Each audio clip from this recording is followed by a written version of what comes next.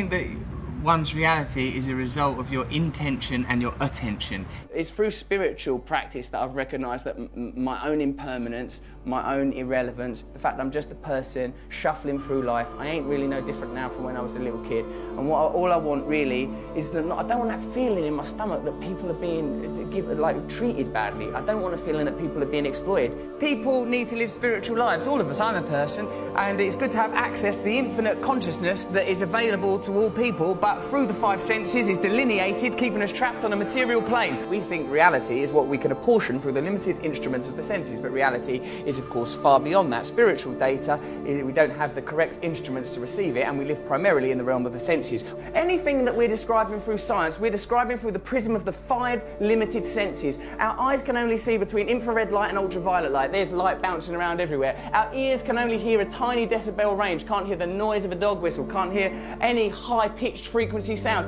Isn't it likely then that there are other vibrations, frequencies, energies, consciousness moving through the universe? Consciousness is an amorphous and expanding entity. I think that we allow our consciousness to be prohibited by our senses, prescribed by our senses, living in the realm of these five apertures into our reality. But reality is limitless, space is infinite, time eternal. Through yoga, one can temporarily break the bonds that chain us to the mundane, the mondial, that which is of the earth, and we can temporarily at least receive a taste of the infinite. I don't want to get too cosmic about it, but we are just this sort of temporary blob of atoms, you know, endowed with consciousness for the merest moments in infinite space. Meditation and yoga, these are fundamental parts of my life. I think it's difficult these days with religion getting such a rough ride, the Pope resigning, bloody terrorism and nonsense. It's difficult to find an access to spirituality, but we are by our nature spiritual people. If we don't have access to spirituality, we suffer as individuals, society suffers. We need to recognise at some point that within ourselves there's an infinite capacity for connection with all things. Well, I love the fact that you've described it as you have a daily access to unseen realms of power. Daily access to unseen realms of power. Not just me, everyone has that. For me, what I've discovered is that transcendental meditation is useful to me, not because of a unique set of circumstances, not because of my formerly secret brilliance, no, but because I am a human being. And it is applicable to all human beings. And what's really good about that is literally everyone in this room is one. What I say is that we're basically all right human beings. Whenever there's a disaster or an accident, people's impulse is to help one another. So I'm thinking anyone that galvanises people, brings people together and points us to the better aspects of our nature and help us to overcome our basic things like fear and desire, I think these people are worthy heroes, rather than the heroes that are nominated today, heroes that are low vibrational frequency that make us concentrate on daft stuff. So like they want you to be talking about Justin Bieber, they want you to be talking about twerking. They don't want you talking about fracking, they want you talking about twerking. They want to get on with their job, shut your fucking mouths and watch this shit, you fucking morons. And I know, because I've been part of the charade. But, you know, I'm awake now. Look beyond the superficial. That's the problem with current affairs. You forget about what's important. You allow the agenda to be decided by superficial information. What am I saying? What am I talking about? Don't think about what I'm wearing. These things are redundant. I'm superficial. And I don't think that we should be continuing to propagate the idea that famous people are magical and special, because it makes people feel that their lives ain't no good. And I don't think we should be living in that kind of fearful paradigm. It's that. I'm like a vegetarian. I believe we're all equal. I ain't got the right to kill. I don't kill, like, say a fly comes in my house, I tolerate that little arsehole. Because I feel like he's a fly, he's just on his journey here through life. When I'm meditating or praying, I say the infinite creative force that brings into being all phenomena and guides all life, I say, can you move through me? And things that actually work, you sort of treat them, you sort of shirk them off as if, like, you know, as if you owe them money and you don't, oh no, I've got to avoid yoga and meditation. They've been portrayed quite brilliantly by the mainstream as sort of somehow luxury, into luxury, or artificial, or superficial. It's absolutely integral. It's absolutely the most authentic thing, more real than any of us. If people are happy, they're happy. They don't need it. If there's not a problem, there's not a problem. But I think if people have some sort of yearning or dissatisfaction or some itchy irritability, then it might be because they're not looking in the right direction for a solution, and that they should look within, and that within them there is a limitless, infinite capacity for bliss through connection to higher things. You cannot define yourself in reference to other external coordinates. You must define yourself internally with your relationship with a higher entity. Think of yourself as a manifestation of some higher thing, some higher frequency. This is the visible realization. And you know that because you can't see atoms, can you? And you certainly can't see the forces that hold atoms together. There, in the micro quantum world, Richard, lie the answers to everything.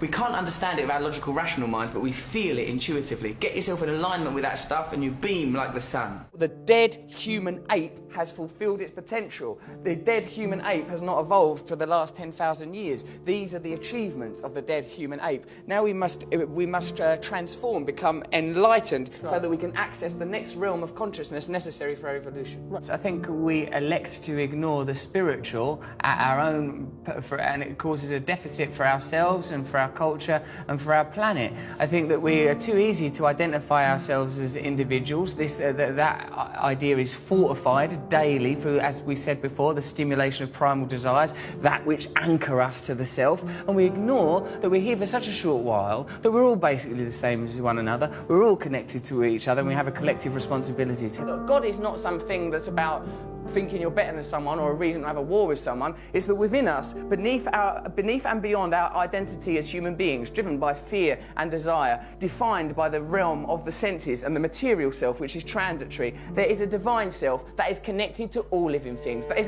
part of an infinite source of creativity. You could probably describe that using quantum physics or science if you want. I choose to believe in God because I think what that is the recognition that there is divine beauty in all of us, and if we prioritise that over our own selfish material needs, then we will naturally create a culture more in harmony with our planet, and we'll have a chance. I think it's one of the great sadnesses of more modern life, because of our disenfranchisement and disillusionment with religion, that we don't have access to these ideas. And yoga and meditation for me is a way in the secular world of accessing very, very beautiful principles that will perhaps make us happier at a time when people feel disillusioned with the economy, concerned about the ecology, worried with politicians, don't trust what they're being told on television. We've got to let go of temporary, transient ideas like individualism. The nature of monotheistic faiths, these dead desert religions, is to encode us with the idea that individualism is more important than paganism, ideologies that integrally relate us to the earth, so that we know that we are integrally, indefatigably related to our environment, and we live in the service of our environment, because self is a temporal illusion. I suppose the ultimate truth is oneness, that this is a temporary illusion, that we temporarily occupy these flesh puppets. We believe so much in our identities, we believe in our individualism, and I talk as a very sort of egotistical man. Look at my hair, look at these bracelets, look at these ridiculous boots. I'm a person who believes in the nature of my own individualism and my own identity, but on a deeper level I recognise that all these things are transient, and what's important and what's defining are the things that we all share: love, unity, togetherness. As long as we have cultural narratives that eschew these ideas, that suppress these ideas in favour of negative human traits, greed, selfishness, lust, as long as these ideas are promoted, we'll exist in opposition to one another, and we'll be exploitable by corporations that prey upon these negative facets of humanity.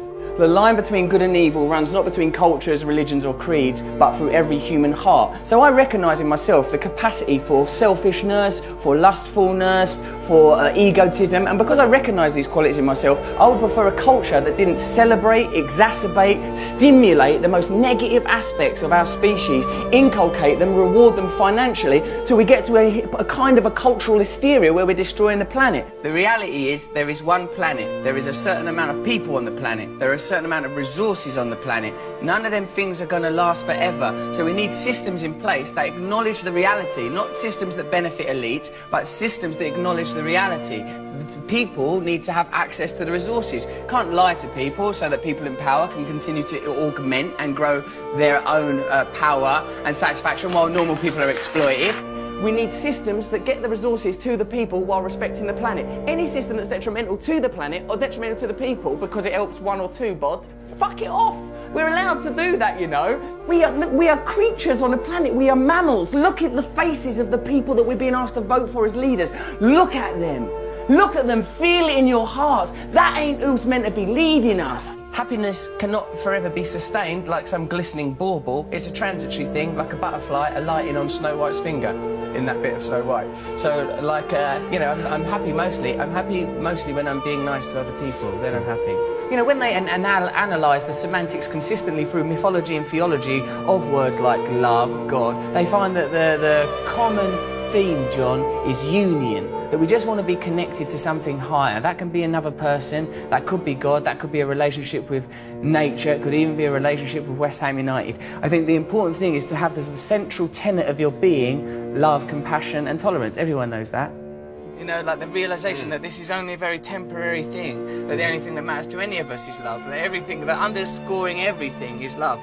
You know, if it's a biological, anatomical human condition, the idea of acquisition and survival of the species, then that 2% that distinguishes us from the great apes, somewhere within that is that divine spark that philosophers have always espoused upon and written about, that somewhere within that, that's the truth that we're trying to head towards. What it felt to me was like the dissolution of my idea of myself. Like, I felt like separateness evaporated. I felt this tremendous sense of oneness. I find it, I'm quite an erratic thinker, quite an adrenalised person. And like, but what, through meditation, I felt this sort of beautiful serenity and selfless connection. You know, my sort of tendency towards selfishness, I felt like, I felt that kind of exposed as a superficial and pointless perspective to have. I felt a very relaxed sense of oneness. I felt love.